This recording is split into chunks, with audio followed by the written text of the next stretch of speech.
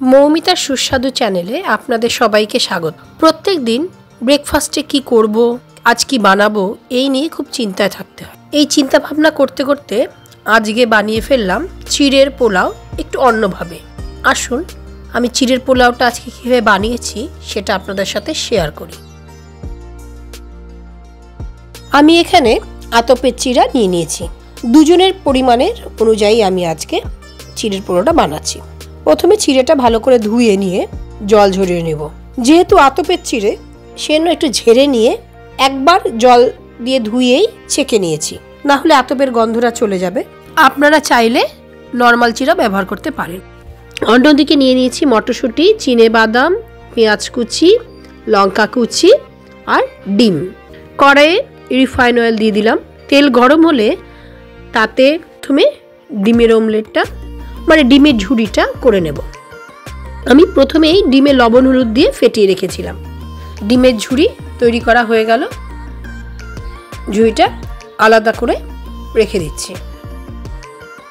এবার ওই কড়াইয়ে সাদা তেল দিয়ে তেল গরম হলে তাতে চিনেবাদামগুলো ভেজে তুলে নেব। একটু লাল লাল করে ভেজে নেব। বাদাম ভাজা হয়ে গেছে, তুলে নিচ্ছি।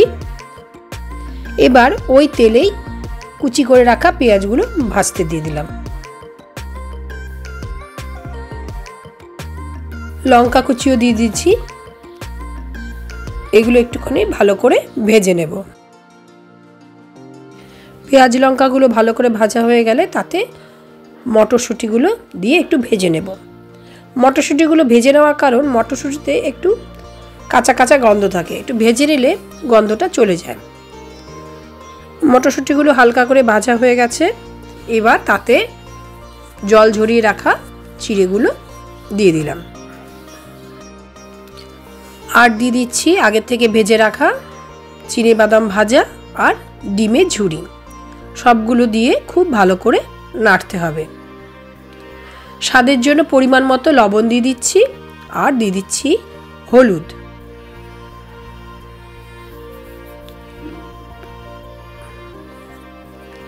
সবগুলো দিয়ে খুব ভালোভাবে নাড়িয়ে মিশিয়ে নিতে হবে। আমি রান্নাটা কিন্তু প্রথম থেকেই মিডিয়াম ফ্লেমে করেছি।